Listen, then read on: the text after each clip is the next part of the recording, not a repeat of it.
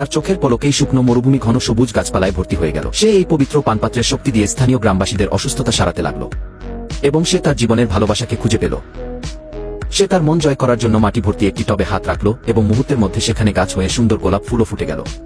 কৌশল করে সে মেয়েটিকে তার প্রেমে ফেলে দিল। তারপর তারা দুজন একসঙ্গে জীবন কাটাতে লাগলো। কিন্তু এক বিপদ তাদের দিকে আসছিল। এক মুখোশ পরা লোক তাদের পিছু নিয়েছিল। তার উদ্দেশ্য ছিল সেই পবিত্র পানপাত্র ছিনিয়ে নেওয়া। তবে এই লোকটি এই বিষয়ে জানত না। সে তার স্ত্রীকে নিয়ে এক গোপন বেদিতে গেল এবং তাকে এক জাদু প্রদর্শন দেখালো। সে কাপটিকে আগুনের পাশে রাখল এবং হাতের ইশারায় একটি বড় আগুনের ফুলকি সেই পাত্রে এনে ফেলল। তারপর হাতের ইশারায় সেটিকে শূন্যে ভাসিয়ে তুলল এবং কিছুক্ষণের মধ্যে সেটিকে পান পাত্র থেকে একটি তলোয়ারে রূপান্তর করে ফেলল। ঠিক তখনই মুখোশ পরা লোকটি এসে গেল। তাকে দেখে তারা দুজনেই অনেক ভয় পেয়ে যায়।